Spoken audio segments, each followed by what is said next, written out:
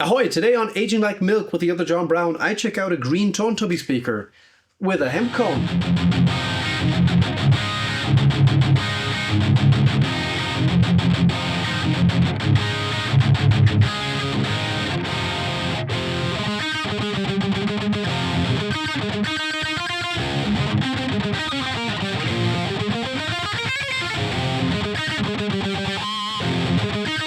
Alright, this speaker video is a little different than usually in the sense that I'm not entirely sure what model this speaker is. I can only make an educated guess based on the Tone Tubby website, based on the appearance of this speaker, the hemp cone and the doping or the lack thereof. I'm fairly certain this is a green ferrite 4040 model. What I know though is that it originally came from a Diezel cab. This speaker was lent to me by my friend Christoph, and he's been waiting to receive his speaker back for almost a year now. Sorry about that, Christoph.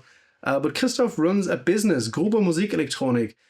Christoph is an amp tech, and he's a good amp tech. He's not the type of amp tech that will put the incorrect type of optocouplers in your Framus Cobra and cause you weeks of misery while you try to fix your amp yourself. No, Christoph is one of the good guys. So if you have any amp needs, check out Gruber Musikelektronik in the north of Germany. So this video is not sponsored by him, but enabled by him. Thank you, Christoph. This is the first hemp cone speaker I have on the channel. I'm curious to find out how that sounds, and I'm going to do that the usual way I test speakers. So if you're new to my channel, this is how I do it. I put the speaker I'm demoing in this Marshall 1960 AV cab on this side, next to a Celestion Vintage 30 from the year 2000. A very smooth sounding Vintage 30, my favorite Vintage 30.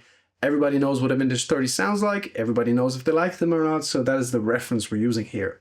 And what I mean by that is I play a few riffs through one of my amps or several of my amps, mic up both speakers with Shure SM57 and switch back and forth for you to listen to A/B tests. So that's what I mean by reference. I want to give you an apples to apples comparison, so I mic them up the same way with Shure SM57s first. The Celestion Vintage 30 in a sweet spot where the dust cap meets the cone, and the speaker I'm demoing gets mic'd up in the same relative position at first. That is the reference position. So the same distance from the center of the speaker to the center of the Shure SM57. However, if that speaker has a different sweet spot according to my ears, I move the Shure SM57 to that position later on in the video. And to further help you assess if the speaker I'm demoing is for you, I provide you with some free IRs to do your own testing at home. One for the Celestion Vintage 30, and however many IRs I use mic positions for the speaker I'm demoing. So in this case, that'll be 2 IRs for the Tone Tubby speaker for you, because in my testing several weeks ago, I preferred the Shure SM57 a good bit further outside than I do on the Celestion Vintage 30. So 3 IRs in total for you, 1 for the V30, 2 for the Tone Tubby. And I'm starting to repeat myself, so next thing I need to do is put the Tone Tubby on this side of the Marshall 1960 AV cab, meet you back here for a few sloppy riffs. Alright.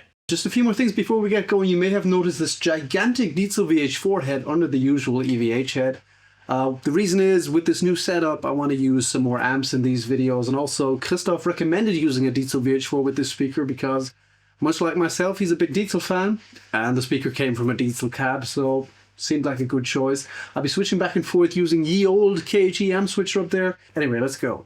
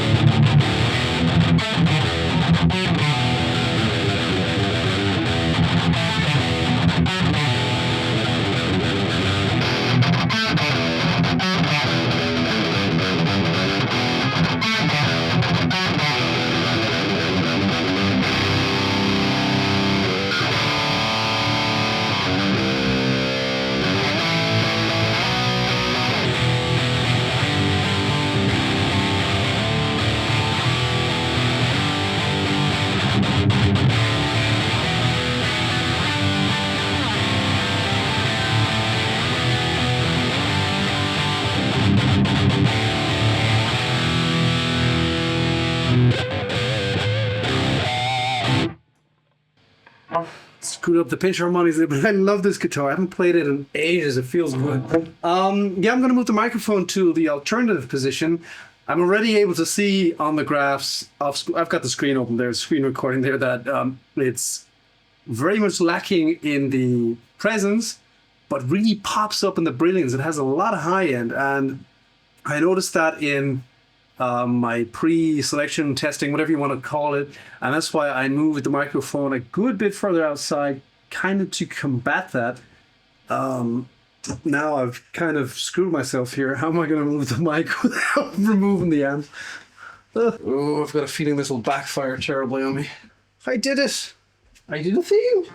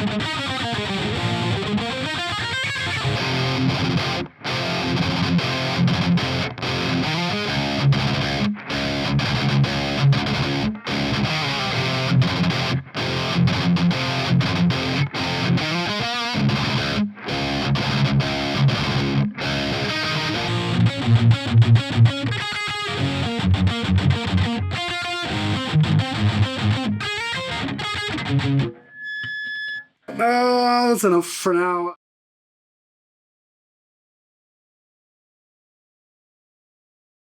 All right, so what do we think of what is presumably the Tone Tubby Green Ferret 4040 guitar speaker? Well, it is certainly different. It's probably the furthest from the Celestion Vintage 30 that I've demoed on this channel so far.